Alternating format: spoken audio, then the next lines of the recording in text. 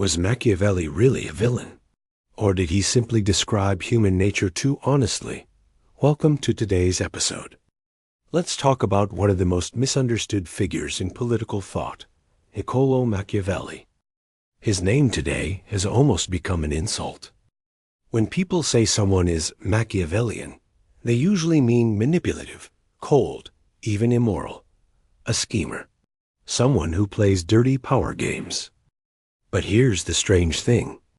If you look closely at his life, and even at the way people describe his writings, a very different picture appears. A surprisingly human one.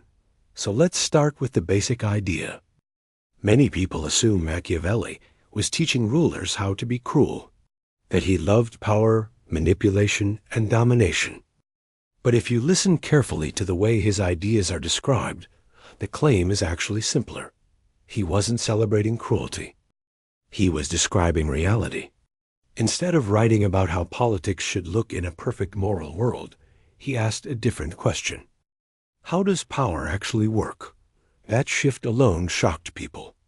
For centuries, political writing sounded almost like moral philosophy. Leaders were supposed to be virtuous, noble, merciful. Machiavelli looked around at the real world and said something uncomfortable. People are not always noble.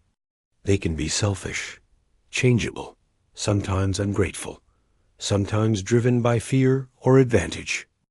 And when power is involved, human behavior often changes. That idea alone made many readers uneasy. But there's another twist. Despite his reputation, Machiavelli himself wasn't some shadowy puppet master.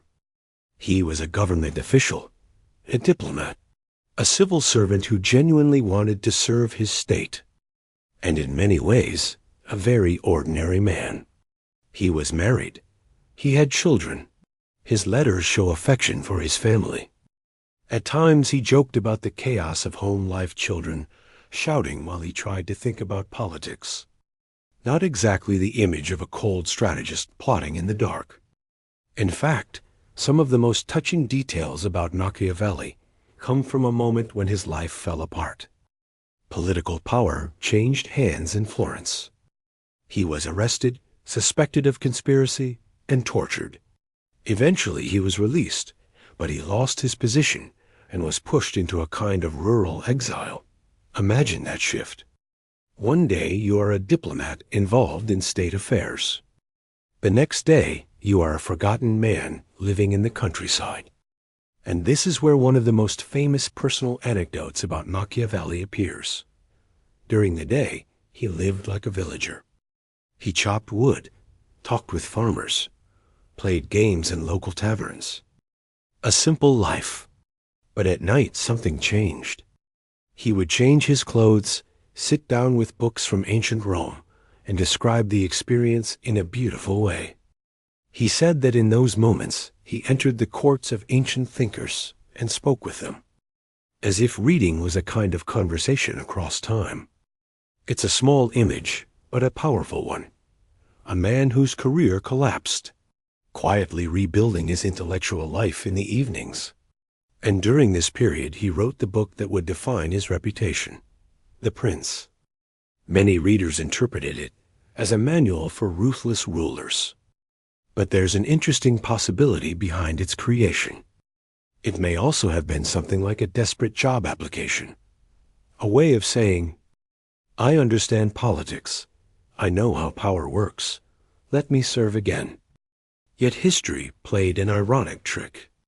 The book became famous, but Machiavelli himself never fully regained his political standing. His later life was modest. No great return to power. No dramatic redemption.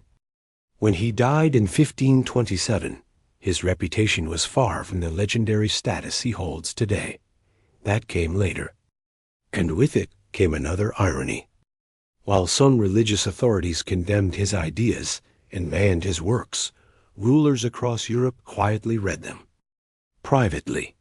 Because even critics recognized something uncomfortable in his observations. He had described political behavior with unusual clarity, and that leads us to the deeper question. Was Machiavelli too cynical about human nature?